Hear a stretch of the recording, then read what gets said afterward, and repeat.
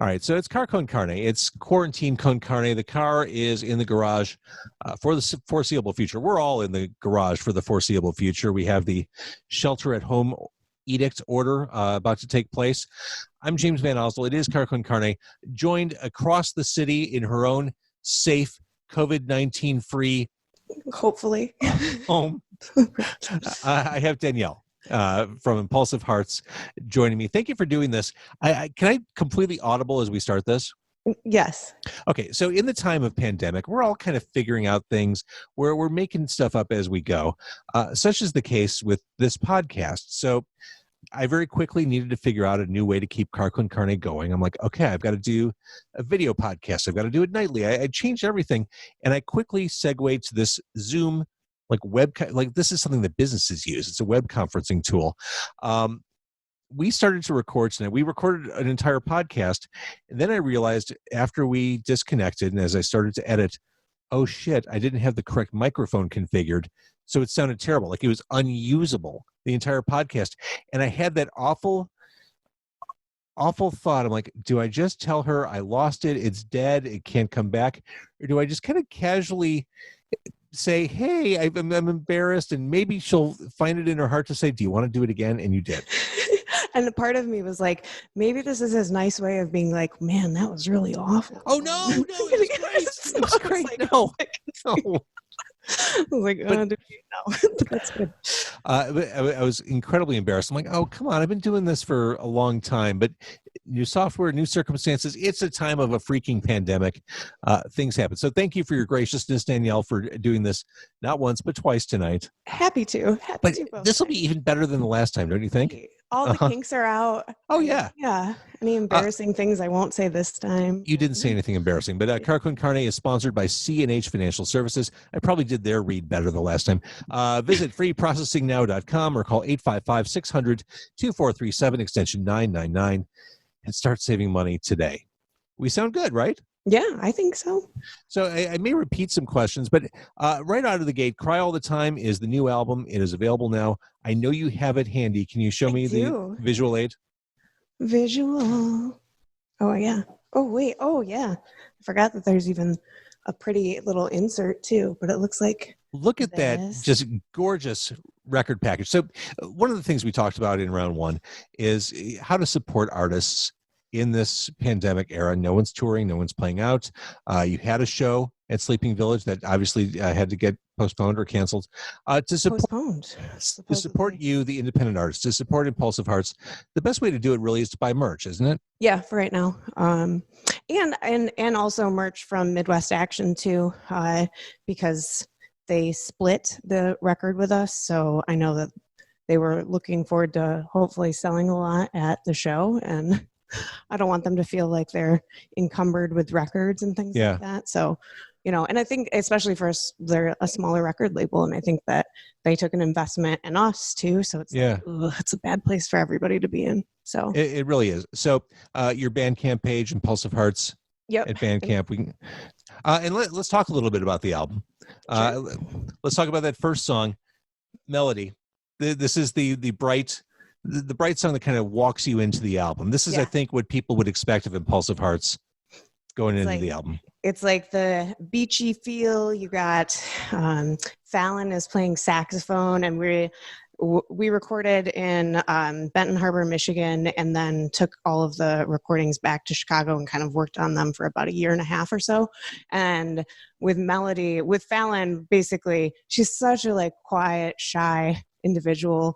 And so we were like, just play it just crazy. And so we got her to do the craziest takes, and we, spliced them together, put them together, and have this awesome take of her wailing on the saxophone. That the sax so nails cool. it for me. Yeah. That really pushes it over. I love the saxophone on the song. It was so unexpected. That's why I love my band, is just I was like, what do you think you could do with I didn't really have any what do you hear? Just do something, whatever you want, and see what happens. And big musicians. So Cry All the Time is new. Take me back to the beginning.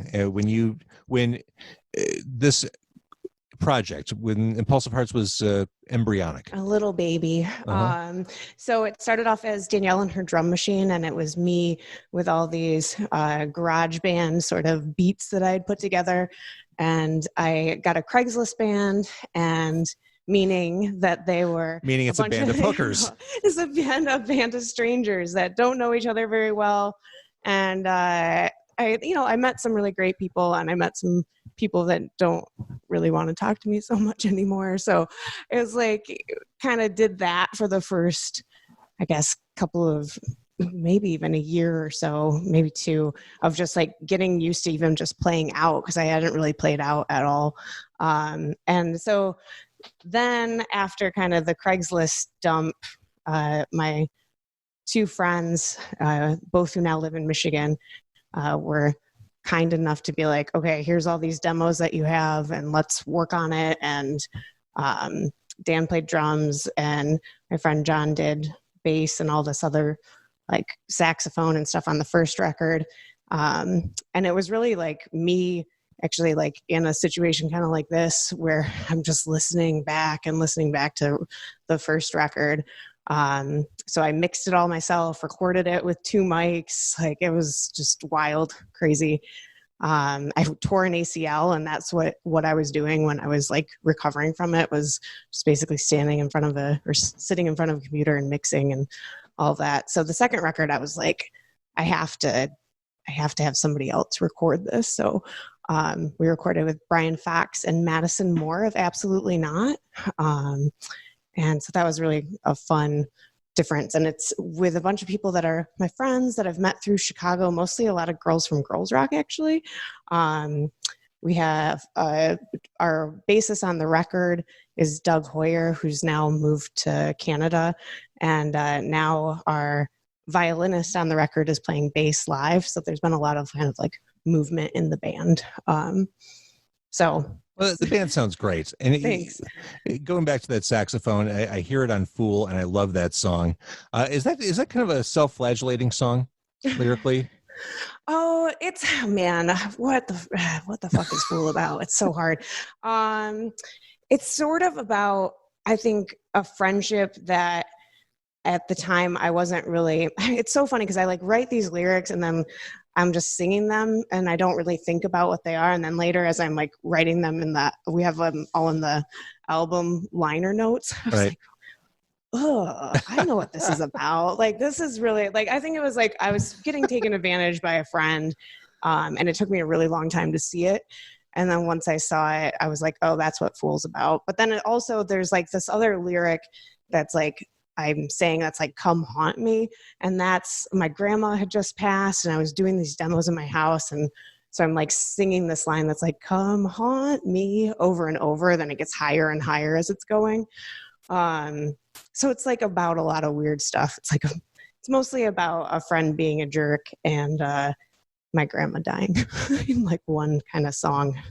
And this is one of the things I enjoy about Impulsive Hearts is wrapping up that kind of darkness and the sweet package, the deceptively bouncy, lively sound. Because otherwise it's too, I don't know. I have this all kind of the sad songs that to me, I like kind of keeping them to myself and not really playing them live because that just becomes so, I don't know, depressing. I don't know. I don't like going out and being like, oh, that was a great, I mean, I do, but like, I feel like I've been less like into wanting to cry in public and things like that. So it's like, I don't really want to do that as a performer. So all the songs are kind of masked in this upbeat body. I get it. Yeah. Your voice has a nice depth and range. And certainly you have your own style. When did you find your voice as a singer? Like maybe this record more. Yeah, I've always kind of struggled with it. My mom and my dad were both in choirs in high school and stuff like that. So when we were younger, they tried to like get me and my sister to sing like 4-part harmony and things like that. And so I've always been like aware of melody and things like that, but actually kind of coming into my own voice and being like, oh, okay, I can sing and I can sing pretty loud.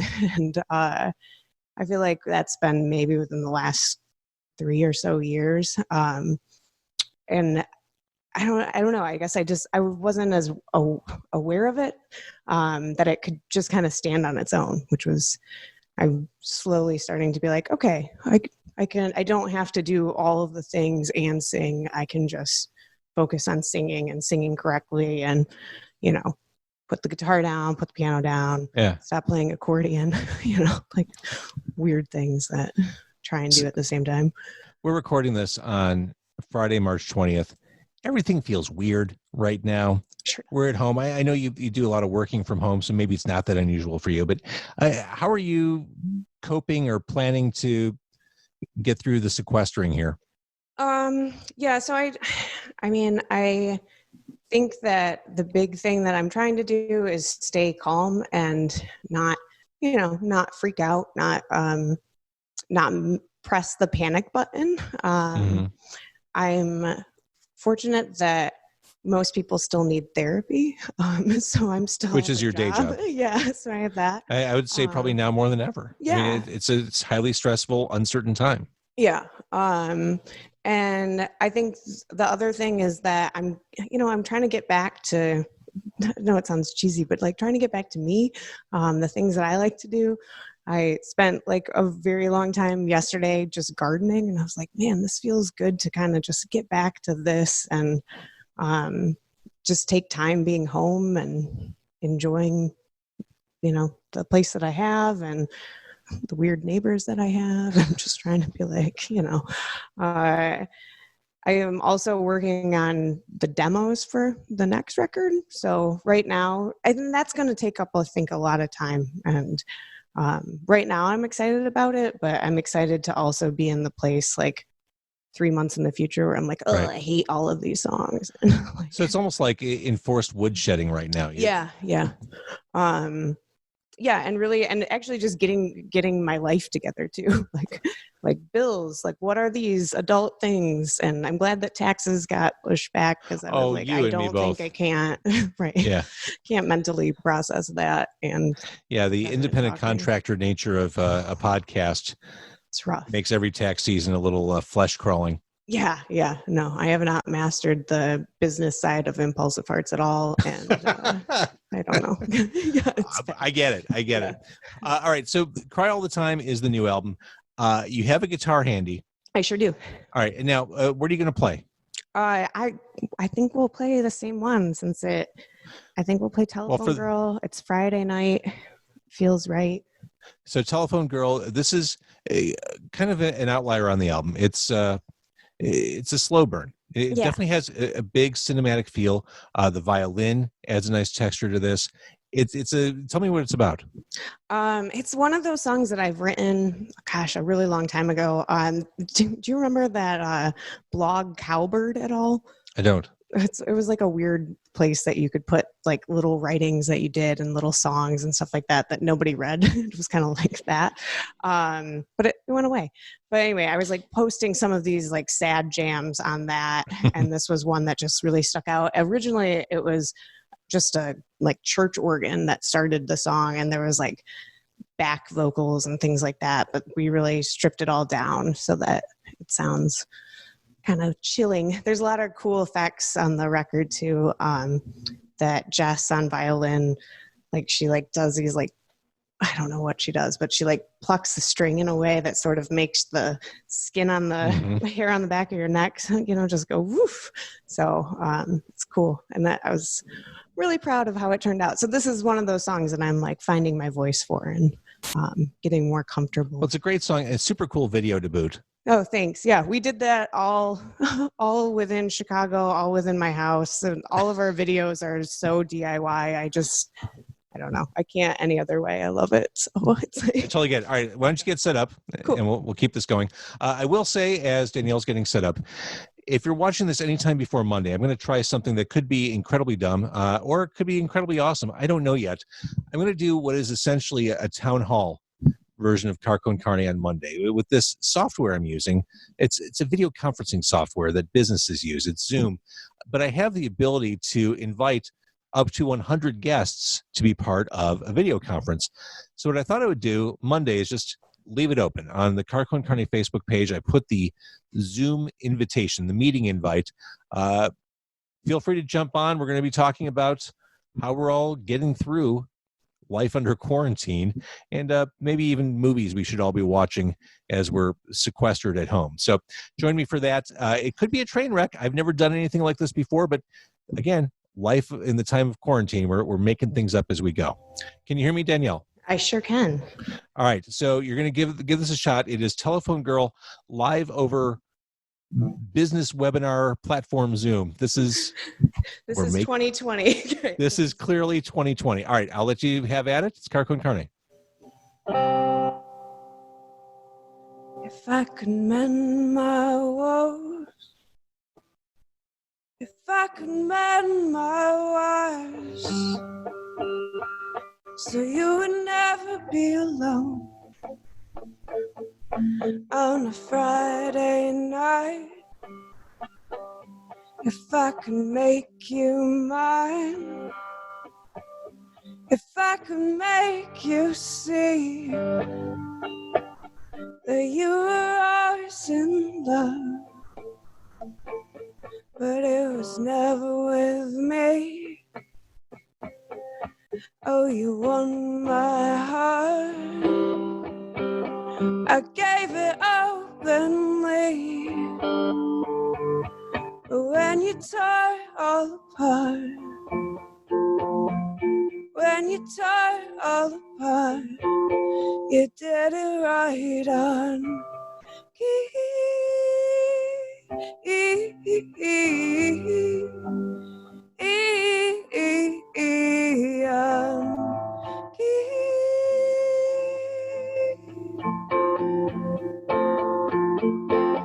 you did it right on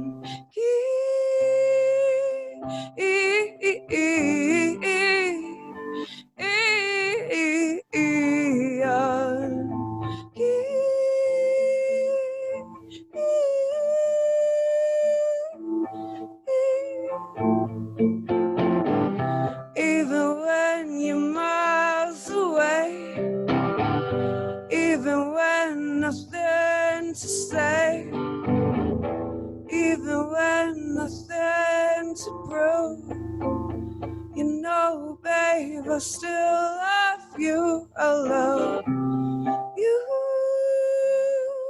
Ooh, ooh, ooh, ooh. Ooh, ooh, ooh, I love you.